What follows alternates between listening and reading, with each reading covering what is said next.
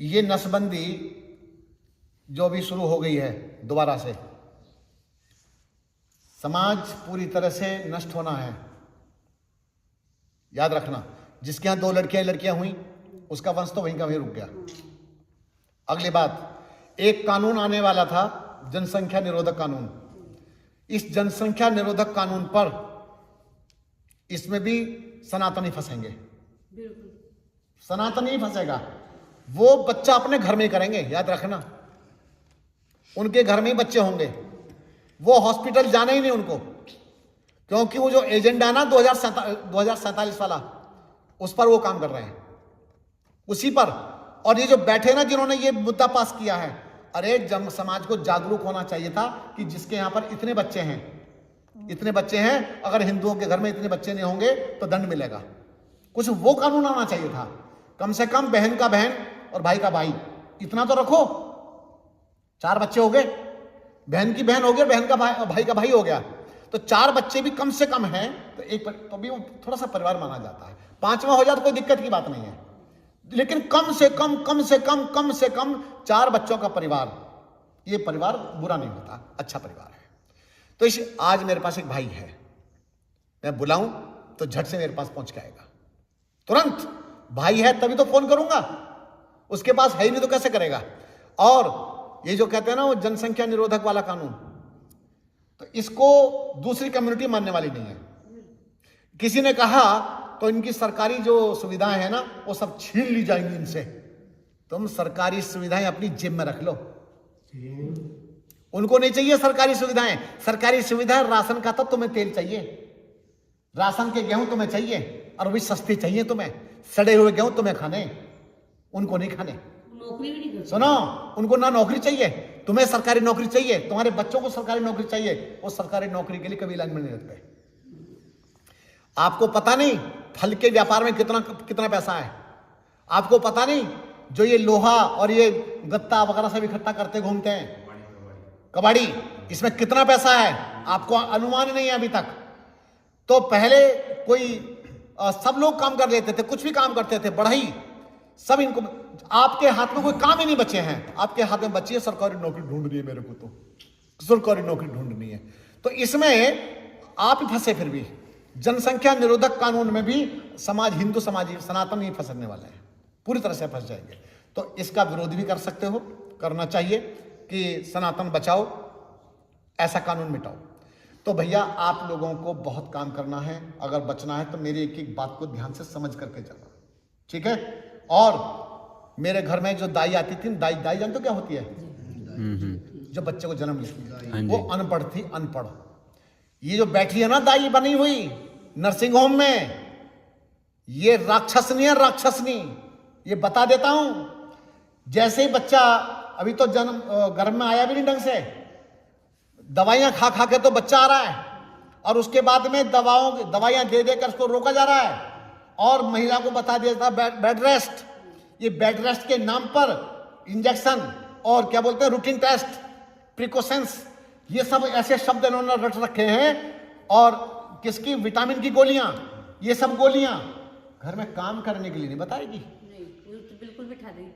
घर में काम करने के लिए नहीं कहेगी कि बहू को। और सास भी कहेगी, सास घूर तो रही है बेचारी, लेकिन क्या करे?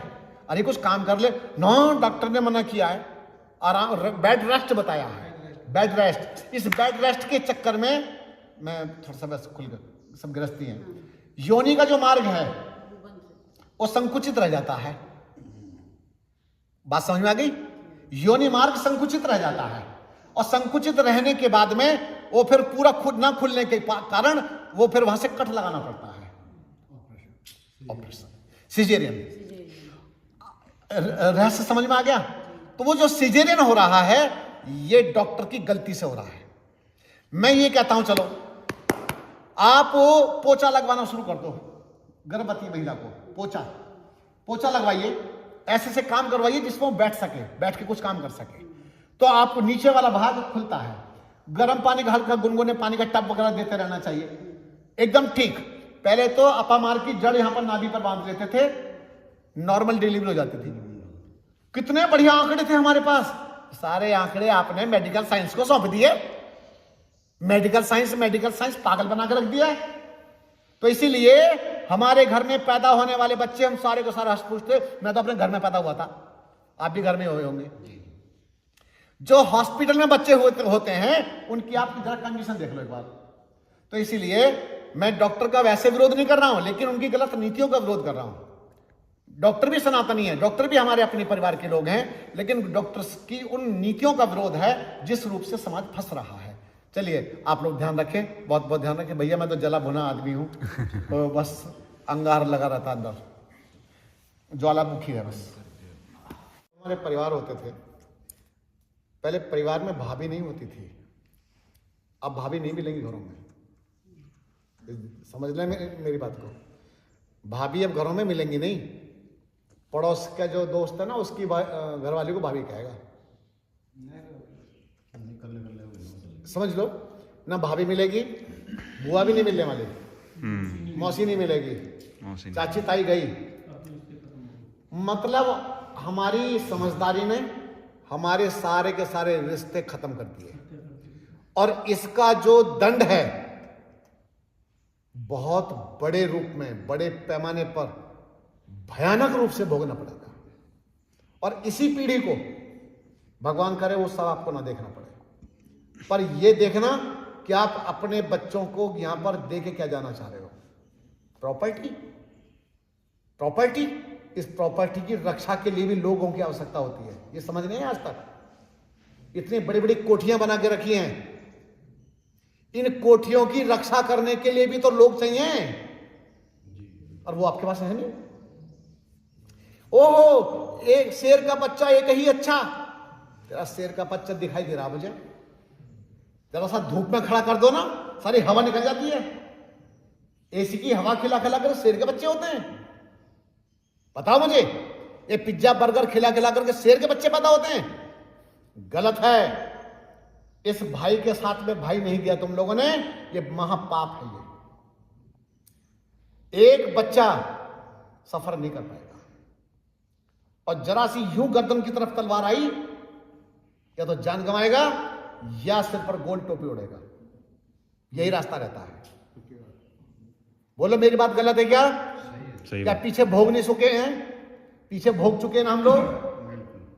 तो ये जो स्थितियां आएंगी ना, आएंगी, बच नहीं सकते।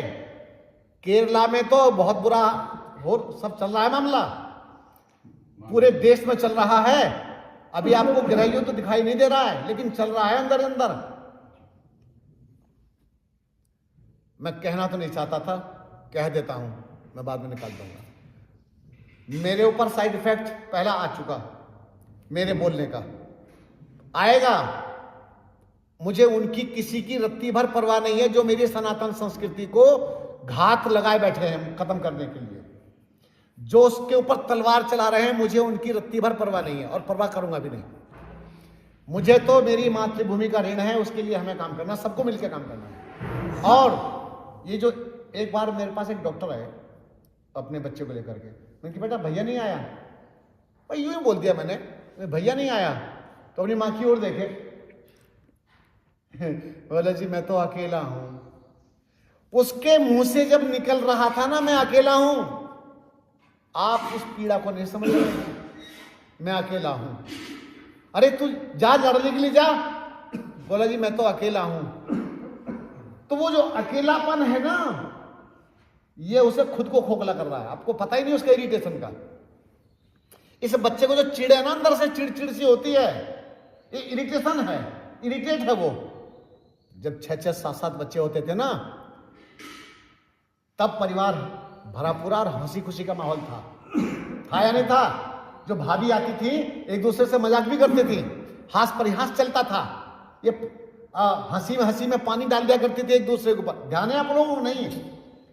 होली एक बार नहीं आती थी हमारे साल में, घर में कई बार होलियां हो जाया करती थी। वो हंसी खुशी का वातावरण था। तो भैया वो वातावरण अब तुम्हारे पास नहीं है, तुम्हारे पास बचा है केवल और केवल डिप्रेशन।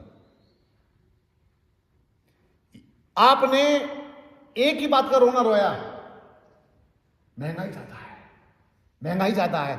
ये सारी की सारी महंगाई तुम्हारे और तुम्हारे बच्चों के लिए है। दूसरी ओर महंगाई नहीं है, ना ही कोई महंगाई के लिए आंदोलन करने जाता। एक व्यक्ति की भी आवाज महंगाई के लिए नहीं आती। क्यों? उसके 8 हैं, गर्व से कहता है 8,000 रुपया मेरा तो अल्लाह की देना, घर में रोज आ जाता है। 8,000 रुपया आता है रोज। 8,000 से कितना हो गया एक साल का, एक महीने का? 2,40,000 रुपया हो गया। जिसके घर में 2,40,000 रुपया घर में आता है वो गरीब नहीं है। गरीब है तुम्हारा बच्चा, अकेला है। आपका बच्चा भी 1,000 रुपया कमाता है, आपके घर में सिर्फ 1,000 रुपया आता है। अरे कैलकुलेशन क्यों नहीं किया? बुद्धि भी नहीं लगाई। 8 बच्चों से 10 बच्चों से 10 गुना पैसा आता है और 10 लाठियां खड़ी होती हैं, 10 तलवारें खड़ी होती हैं। बाहुबल कितने, 10 बच्चे हैं तो 20 बाजुएं हो गई। अभी मैं आपको एक से कुटवाता, एक से कैसे करता हूं आदमी, फर फर फर फर फर। इनको इतने बड़े कह रहे थे अभी कुछ नहीं हो रहा। तो इसीलिए मैं आपसे कहना चाहता हूं, इस गंभीरता को आज समझ जाइए, नहीं तो बहुत रोना रोना पड़ेगा। इसका मेरी दृष्टि में एक समाधान है। मैं समस्याएं नहीं रख रहा हूं, समाधान भी साथ में देने की कोशिश करता हूं। अगर बचाना है समाज, बचाना है अपने आप को, एक समाधान अभी भी बचा है, अभी भी बचा है। ये जो बच्चे हैं ना आपके, इनको आप कैरियर बनाने के चक्कर में आप इनको अविवाहित रख देते हो। अविवाहित कैरियर बनाने हैं, कैरियर बनाना, पैरों पर खड़े हैं, पैरों पर खड़े। किसके पैरों पर खड़ा करना है? अपने पैरों पर खड़ा करना। लड़की भी लगी पड़ी है पैरों पर खड़े होने के लिए। क्यों? उसको पता है कि जो तेरा दिमाग हो चुका है तो किसी के साथ रह ही नहीं पाएगी। अकेली रहेगी तो कहीं नौकरी तो करती रहेगी। बहुत बड़ी समस्या है, बहुत बड़ी दुविधा है, आप नहीं समझ पा रहे। इसी प्रकार से ये जो समस्या है इतनी घातक होगी। आपने अपने बच्चे का विवाह करने का निर्णय, आपको पता अभिमन्यु का कितने वर्ष की आयु में विवाह हो गया था? कितने, युद्ध के मैदान में गया था, कितने साल का था जी वो? 16 साल का विवाहित था वो। ध्यान है आपको? नहीं, क्योंकि प्राचीन समय में मजबूत लोग होते थे, प्रजनन शक्ति बहुत मजबूत थी, पुरुषों के अंदर वीर्य की पावर होती थी, उसके शुक्राणु में दम होता था। और अब वो सब चीजें खत्म हो रही हैं, खत्म हो रही है। क्यों? समय पर विवाह ना करने के कारण। अब आप कहेंगे क्यों? समय पर जब विवाह नहीं होता है तो बच्चे के अंदर 14 साल की आयु से ही सेक्स उत्पन्न होना शुरू हो जाता है, सेक्सुअल भावना आ जाती है। लगभग 13-14 साल, आजकल तो 14-14 साल की लड़कियां दूसरे की मोटरसाइकिल बैठ करके जंगलों की हवा खा रही हैं, होटलों की हवा खा रही हैं। बुरा मत मानना मेरी बात को, जो कह रहा हूं मैं। पता भी नहीं चलता कि लड़की कहां कौन सी ट्यूशन गई है, धोखा दे रही होती है माता पिता को और होटल में जाकर के रह रही होती है और शाम तक आती है पूरा फुल। तो भावनाएं छोटी उम्र में आ जाती हैं। तो आप विवाह, ये सोचो जब 35 साल में विवाह कर रहे होंगे तो 35 साल का वो सफर उसने कैसे तय किया होगा? ब्रह्मचारी था क्या वो? लड़की ब्रह्मचारी नहीं थी? क्यों बुद्धि में नहीं आई बातें, नहीं आई बात समझ में। और अगर उसने कई बाहर संबंध बना लिए तो चरित्रहीन है। समय पर विवाह करोगे नहीं, बाहर संबंध बनाने पर तुम चरित्रहीन बताओगे। तो विवाह समय पर होना अनिवार्य है। विवाह समय पर होता था और बच्चा प्रारंभ से ही हो जाता था, प्रारंभ में परिवार बसना शुरू हो जाता था। और आज आपका बच्चा जब विवाह करता है उधर लाइन लग चुकी होती है। एक दिन में 65,000 बच्चे जन्म लेते हैं। कितने? 65,000 पूरे भारत में आंकड़ा है ये। उनमें से 45,000 लगभग उनके हैं। आपके यहां तो जाट गुज्जर के बच्चे होते हैं, आप उसमें सारे कम्युनिटी 25,000 में, उनको छोड़ करके ईसाई भी, सिख भी, जैन, बौद्ध, जितना भी कम्युनिटी है वो सारी की सारी मात्र 25,000 में है। दंभ जो भरते हो ना, दंभ, ये दंभ में दम नहीं है। दंभ भरने के लिए दम चाहिए। वो खत्म हो रहा है। समय पर विवाह करना शुरू करो।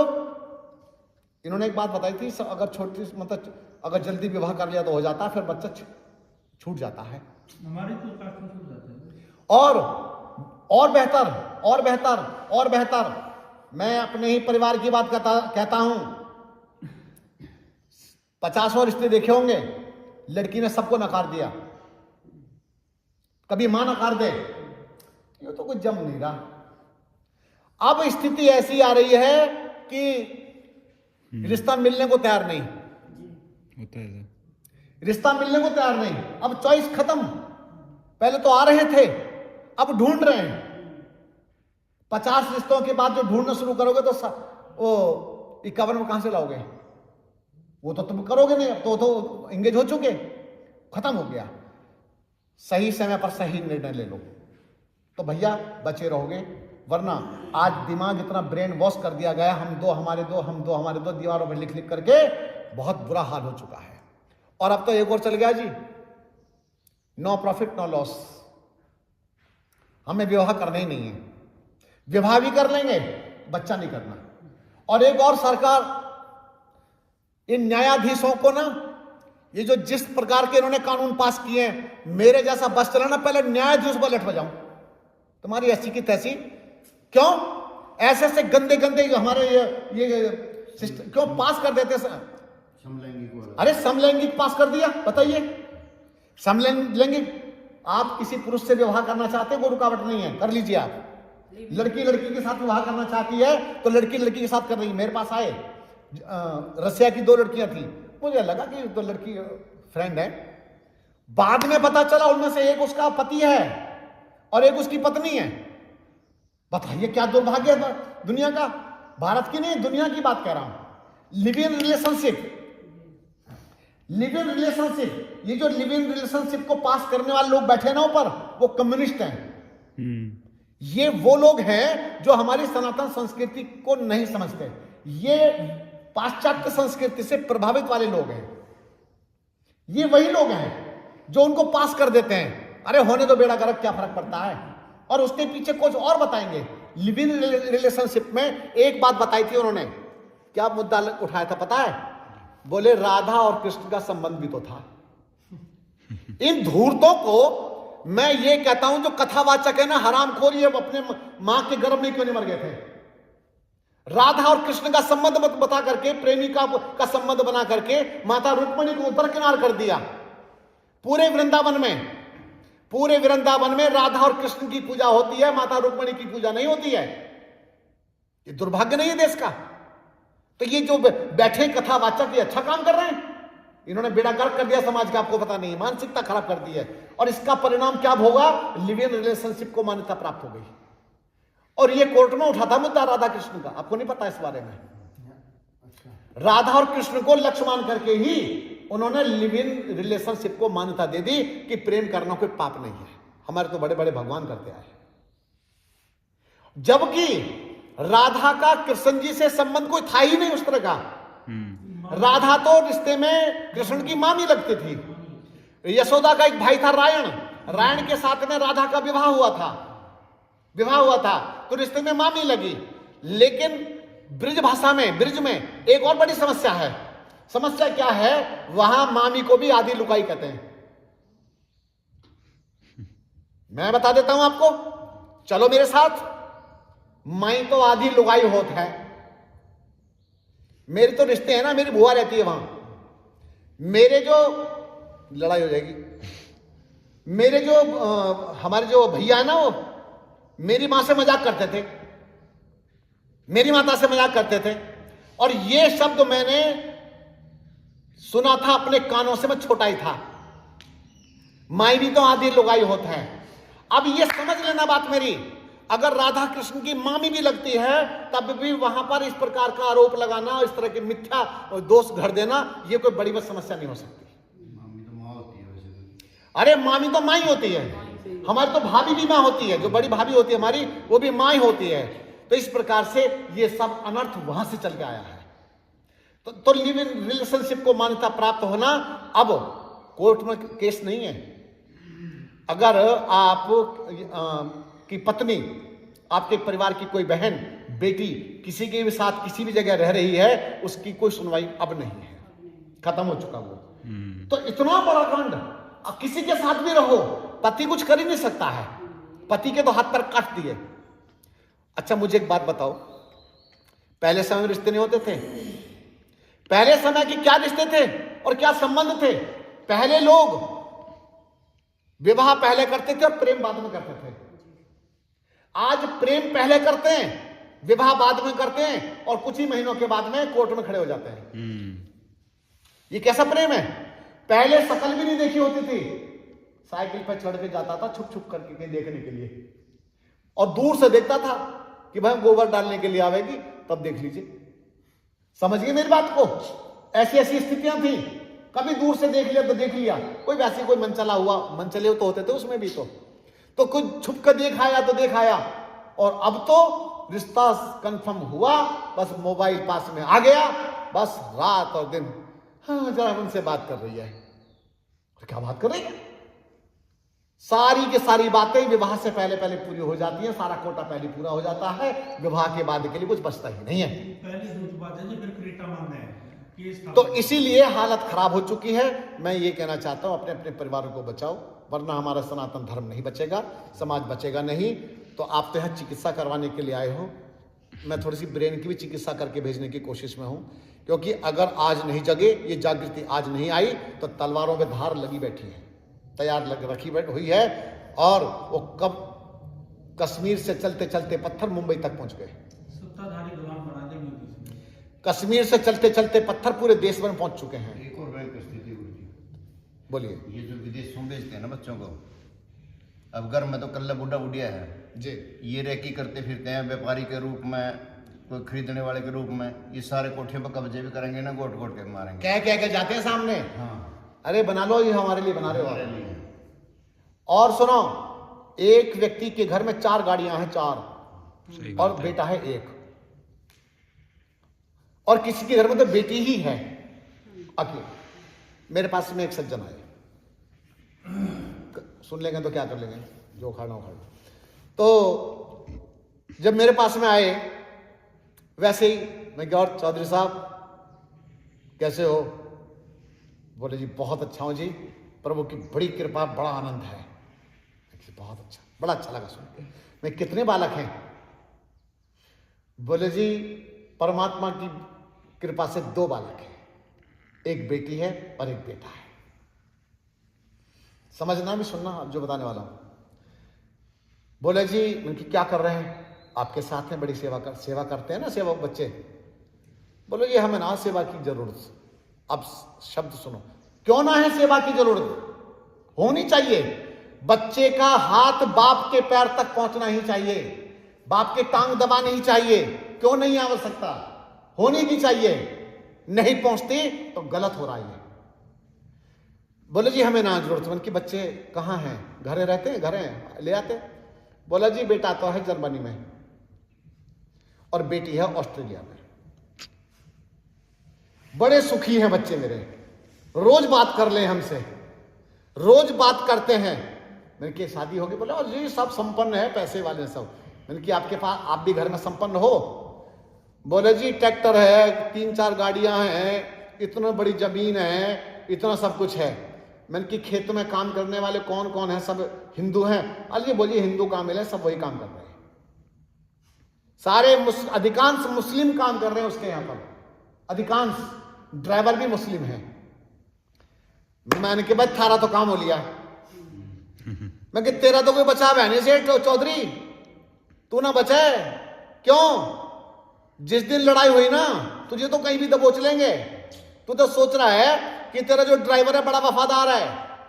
अभी पता नहीं हैदराबाद में पता नहीं कहां पर एक डॉक्टर के यहां पर एक कोई कंपाउंडर काम करता था। घटना सुनी होगी आपने, कहां की शहर, सॉरी मैं ध्यान नहीं आ रहा मुझे, काम करता था। डॉक्टर जी जो थे, हमारे सनातन धर्मी लोग किसी दूसरे बच्चे को भी बेटा कहते हैं, बेटे की तरह मानते हैं। हमारी आत्मा तड़पती दूसरे के लिए, वहां तड़पती नहीं आत्मा। वो बेटा करके मानते थे, सारा काम करता था, सब कुछ है, उसका बड़ा सहयोग करते थे। और जैसे दंगा हुआ, बोले बेटा तू एक काम कर, मैं तुझे छोड़ के आता हूं, तू मेरे पीछे बैठ, वरना तुझे हिंदू लोग तंग कर देंगे।